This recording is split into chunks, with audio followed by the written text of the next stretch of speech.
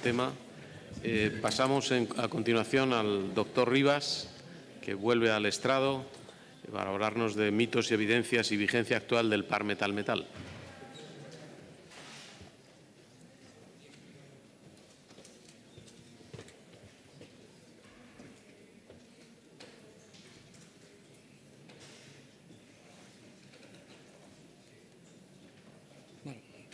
En principio, un poco, yo no es que sea un user, un utilizante de metal, ni un entusiasta, ni mucho menos.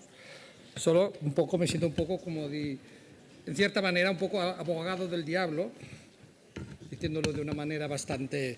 Soy más bien ceramista, ¿eh? Y quien está en el hospital conmigo, que aquí hay muchas personas que han podido estar y compartiendo muchas horas, lo pueden acreditar. Bien, yo voy a enseñar algo para...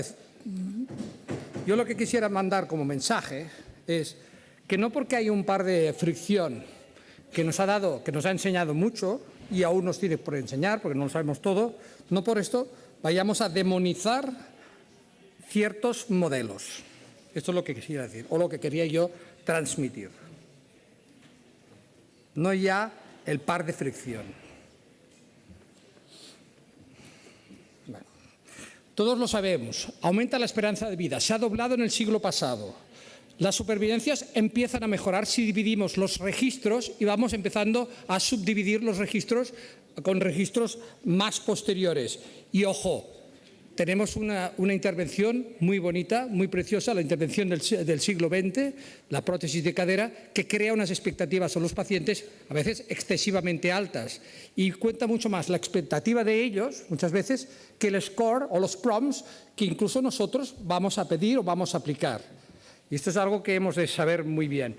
Entonces, ¿a qué nos obliga? Pues nos obliga a que tengamos que ir en una ruta, un camino, en la versatilidad, en la resistencia al impacto, en la estabilidad. Y antes ya lo he dicho, para mí lo que más me preocupaba de entrada ya teniendo modelo era la estabilidad directa, la transmisión fisiológica de la carga, el coeficiente de fricción, evitarlo, minimizarlo y evidentemente el cortocircuito de cargas.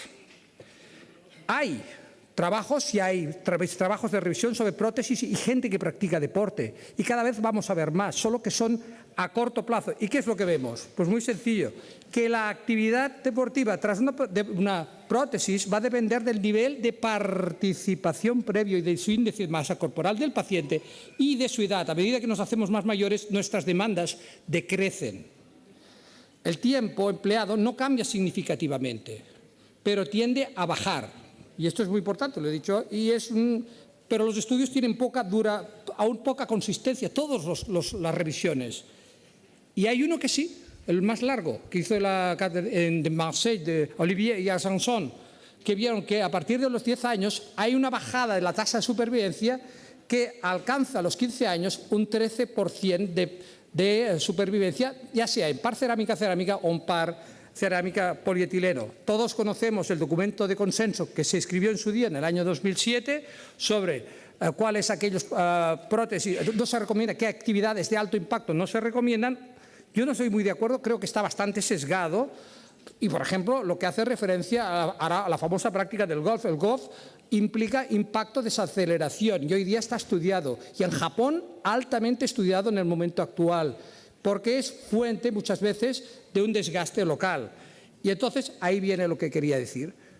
Entonces surgió un modelo en los años 90 intentando una mejora de un par que había antes con mínima restricción, transferencia fisiológica, restauración anatómica, mínimo riesgo de luxación. Ahora bien, son técnicas como para acostumbrarse a revisar cotilos sin tocar el vástago. Es una técnica más exigente y la conversión no es fácil a menos que se te haya producido una fractura a los pocos meses. La prótesis es fácil. Y lo que todos sabemos, cuando hay que revisar una prótesis de estas de verdad, ¿qué pasa? No es ningún mar de rosas el metal, no es ningún camino, no es una playa, no es un paseo por una playa en el Cabo de Gata, ni mucho menos.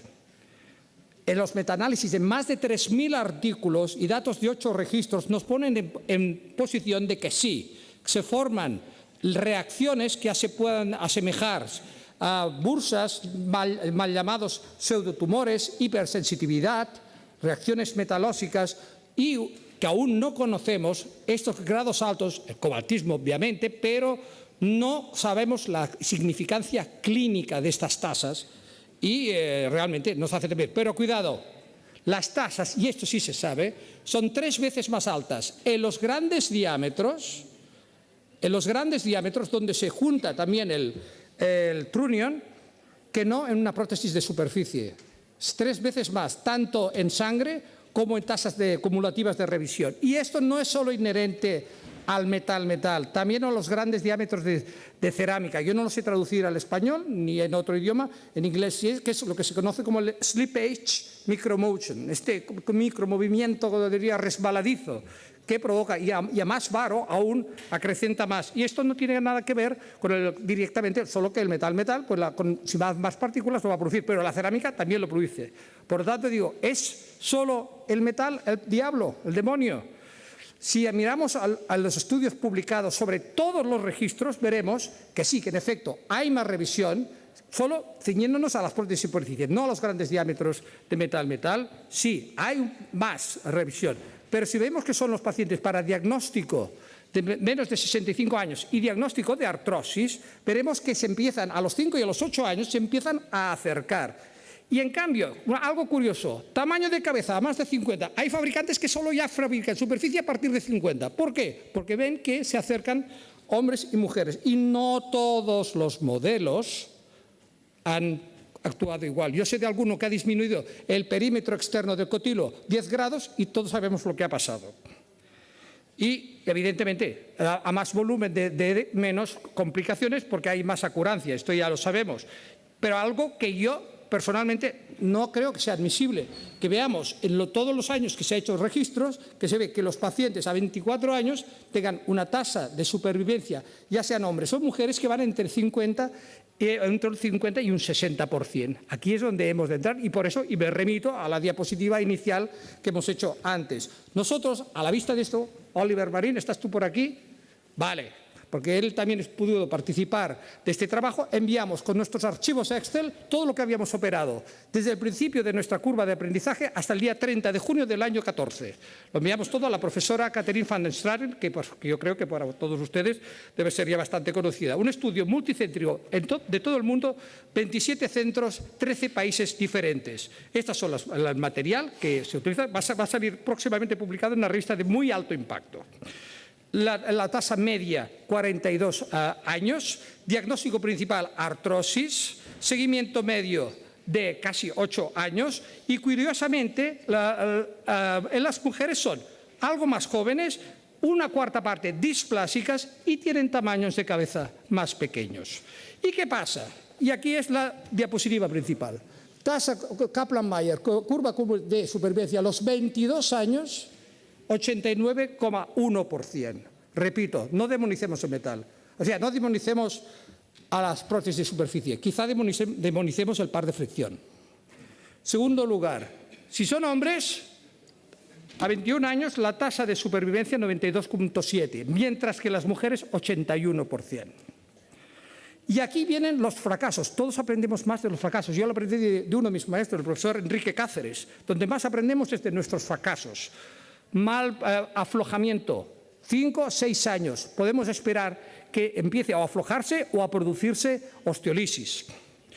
Reacciones locales, 11 casos operados en cirujanos con experiencia, que lo que eleva, si son 11.386 casos revisados, el 0,4% por revisiones adversas. Ahora bien, luego hay las clásicas, las de la curva de aprendizaje, las fracturas, y aquellas que no podemos explicarnos, que da temor ver estas tasas de iones, tasas altas, y que evidentemente a más de 20, pues muchos de ellos o se hacen los controles que se hacen, que todos conocemos, con lo que en la Sociedad Española de Cirugía de Cadera están ampliamente y muy bien puestos, por cierto, detallado lo que hay que proceder y que lo revisamos, obviamente, para diagnóstico, el mejor, la osteoartritis, el diámetro de 50 para arriba. Y fíjense que si empezamos a combinar diámetro y sexo, diámetro de la cabeza y el diámetro, veremos que las tasas de supervivencia se acercan, es decir, no lo sabemos todo.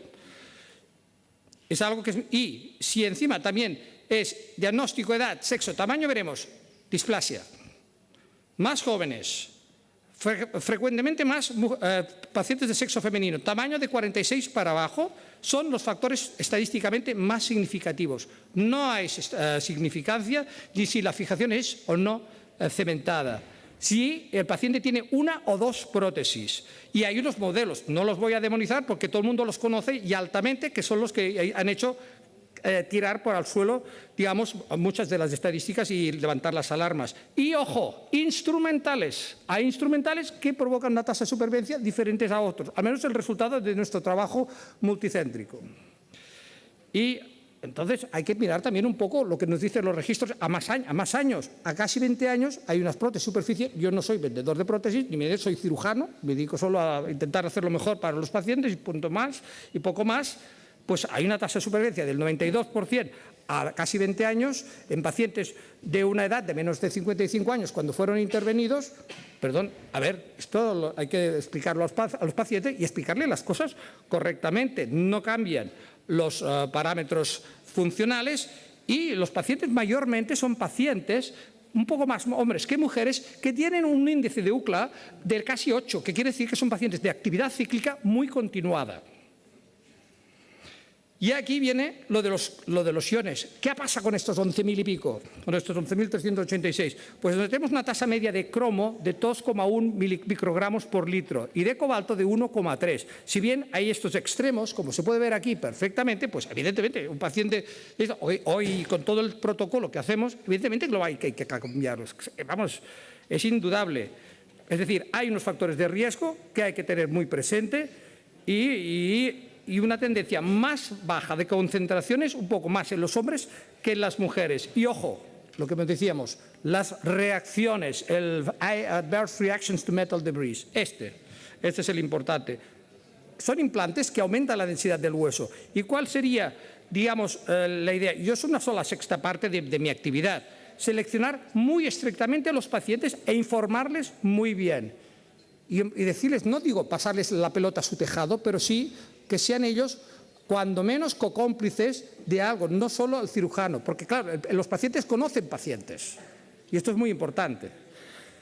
Y lo que sí que creo que hay que hacer a estos pacientes, se les tiene que poner una parte de su seguimiento y su control, creo que es como debe ser, y además en España precisamente tenemos un protocolo, pues qué bien que lo hemos hecho, se ha hecho desde el principio, porque aquí pues, se ha cogido el toro por los cuernos.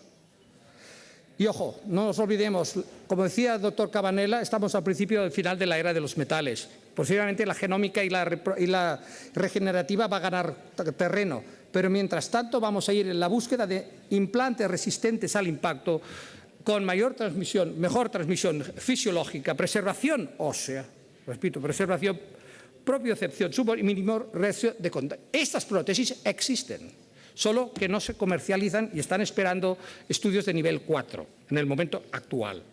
Quizá lo más razonable de todo es lo que hacen en Francia. En eso creo que han sido bastante prácticos.